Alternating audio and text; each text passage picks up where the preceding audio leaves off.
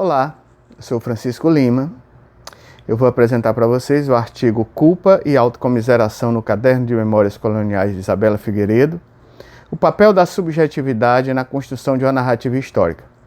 É um artigo escrito a quatro mãos, por mim e por Suzana Magalhães, e como já está dito no próprio título, o objetivo do artigo é fazer uma investigação sobre os elementos subjetivos que influenciam a construção de uma narrativa histórica. E no caso aqui, a narrativa histórica que a gente vai abordar é a narrativa histórica expressa no romance da escritora da literatura contemporânea portuguesa, Isabela Figueiredo, um romance que se chama Caderno de Memórias Coloniais, que participa da construção da narrativa do colonialismo português na África. Então, o que mais de importante a gente pode destacar do livro da Isabela Figueiredo? É o fato dela se inscrever dentro de um contexto de emergência, por exemplo, das epistemologias do Sul, em que a narrativa colonialista ela é contestada, passa-se a ter uma visão bastante dura, crítica, contundente do colonialismo e da narrativa que ele entretém, inclusive dos processos que ele instaurou, como por exemplo da cristianização, a reboque de uma extrema violência, uma violência material, uma violência física, mas também uma violência simbólica. Da mesma forma que emergem as epistemologias do Sul, também despontam narrativas literárias que fazem uma crítica contundente no campo ficcional ao colonialismo. Então a gente tem, por exemplo, essas narrativas de ajuste de contas emergindo em vários pontos do continente africano. No âmbito da lusofonia, por exemplo, a obra do Mia Couto, do Agualusa e da própria Isabela Figueiredo, que do ponto de vista da sociedade moçambicana ou da sociedade angolana, vão mostrar várias aporias do colonialismo e situações dilemáticas, por exemplo, no caso dos desterrados. Quer dizer, essas abordagens, para serem alta literatura, elas fogem completamente de abordagens dicotômicas, Apesar delas fazerem uma crítica contundente ao colonialismo, elas mostram aporias. Por exemplo, o fato dos desterrados estarem situados na terra de ninguém, numa espécie de limbo existencial, aqueles que saíram da África após a descolonização, que é o caso justamente da Isabela Figueiredo, e que chegam na Europa e também não se sentem europeus. Então, a situação existencial deles é de uma identidade fragmentada, cindida, de um não lugar, Então isso aí nuança bastante as questões relacionadas com vamos dizer, com as lógicas dicotômicas. Todos os lados possuem uma verdade indesmentível, nada a fazer. Presos na sua certeza absoluta, nenhum admitirá a mentira que edificou para caminhar sem culpa, para conseguir dormir, acordar, comer, trabalhar, para continuar. Há inocentes e inocentes culpados. Há tantas vítimas entre os inocentes como entre os inocentes culpados. Há vítimas e vítimas culpadas. Entre as vítimas há carrascos. Primeira coisa que se destaca é que a abordagem que a gente emprega aqui, ela está na fronteira entre a história, a historiografia, os estudos historiográficos e a crítica literária, nesse ponto aí de interseção em que essas duas áreas se tocam, É importante também colocar que a gente está aqui considerando um romance, no caso o Caderno de Memórias Coloniais, como uma narrativa histórica. Para entender o que é narrativa histórica, Michel Ralph Trouillot, com principalmente o livro Silenciando o Passado, onde ele expõe uma concepção de narrativa histórica bem peculiar, que é uma narrativa histórica construída através, historicamente, né? Construída histórica. As narrativas históricas têm história, né? E se constrói historicamente através, né, do diálogo, né, das relações entre narrativas históricas concorrentes, né, que muitas vezes conflitantes, né, e numa relação dialógica, dialética, em que versões de episódios históricos triunfam em detrimento de outras, e quando uma narrativa histórica triunfa, necessariamente uma outra narrativa histórica é silenciada, né? Então, a construção da narrativa histórica, ela é feita de silenciamento.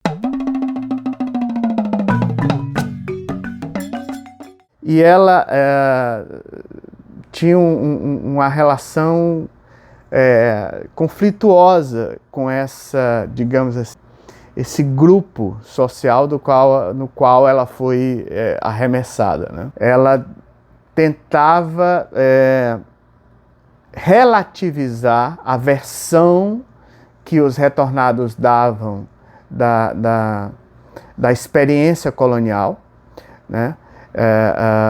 Apresentando o outro lado, né? No caso dela, de forma bem pessoal, entrando em conflito com o pai. O pai que era um colonialista português típico, né? Um homem branco que explorava a mão de obra africana da maneira mais abusiva que você possa imaginar, e que ela, apesar disso, ela amava, né? Amava o pai, mas tinha as ideias dela e que iam de encontro à mentalidade colonialista portuguesa. Então, e o objetivo da escritora é denunciar, né, a hipocrisia, né, desses retornados com a versão que eles davam do colonialismo português em Moçambique, né? Particularmente em Moçambique, né, que era considerado a joia da coroa da empresa colonial portuguesa. Ela classifica 3 grupos sociais de colonialistas portugueses em Moçambique: a primeira classe, a segunda classe e a terceira classe da qual o pai dela fazia parte, que era a classe que colocava literalmente a mão na massa, né? Era a mão de obra da empresa colonial portuguesa, né? Ela queria participar da construção da narrativa histórica daquele período, que ela observava, inclusive ela diz isso, né? Que ela via livros sobre, escritos por retornados sobre o período colonial em Moçambique, que, segundo ela, não eram mentirosos, eram livros verdadeiros, só que lacunosos, que mantinham, que descia o véu do silêncio sobre questões que, segundo ela, não eram negligenciáveis, que eram, sobretudo, relativas à crueldade, né, e à naturalidade do racismo português contra o africano, e que ela queria dar a versão dela, enquanto criança que ela era na época, né? A visão dela, a percepção, a experiência que ela teve, né,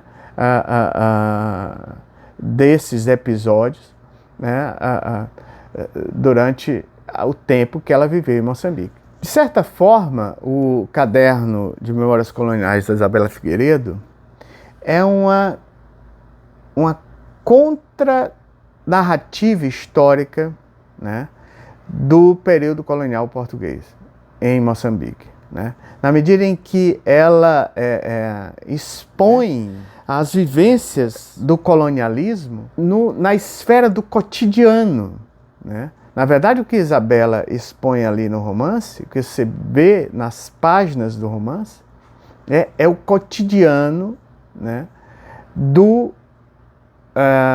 racismo, naturalizadas, das práticas racistas naturalizadas pelo colonialista português, né?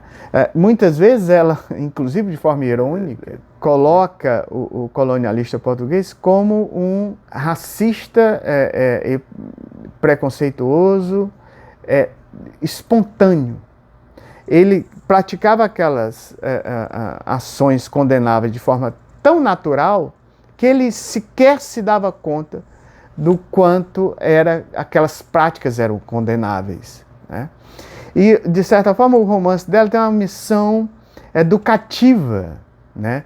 De dizer assim, olha só, aquilo que era considerado normal e natural, não era normal nem natural.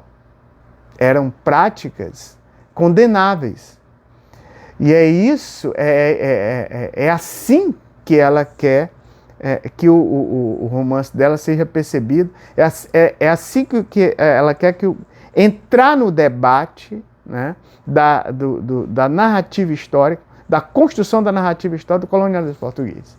O Caderno de Memórias Coloniais é um livro de memórias belíssimo, né? Eu acho o estilo de Isabela Figueiredo assim, digno de nota, principalmente nas passagens em que ela usa um recurso do que eu chamo de memória sensual.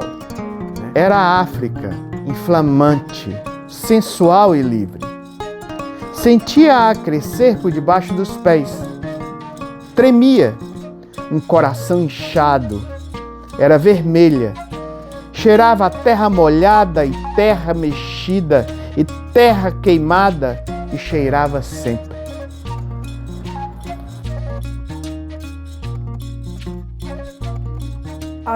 O que se percebe justamente aí um leitmotiv desse sentimento de culpa da personagem narradora, que é a criança Isabela, que apesar de ser ainda criança, fez parte da empresa colonial com todas as suas injustiças e opressões, né?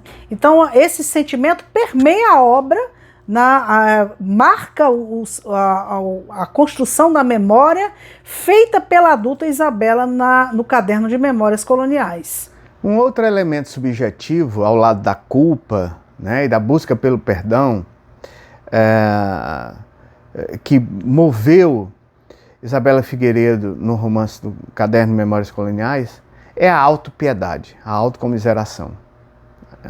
Na verdade, Isabela Figueiredo tem pena de si mesma. E o objetivo do livro dela, o pathos, né, o efeito subjetivo que ela quer provocar no seu leitor é esse. Ela quer que o seu leitor sinta pena dela também, como ela tem pena de si mesma, né? E o tipo de culpa, né, peculiar que sente Isabela Figueiredo aqui é a culpa religiosa, né? Como boa portuguesa, católica que Isabela a noção de pecado, né, é a principal marca da moralidade que está por trás do sentimento de culpa de Isabela Figueiredo. Claro, tem ali também uma compreensão ideológica, política do ato condenável, na verdade, da prática condenável que é o colonialismo.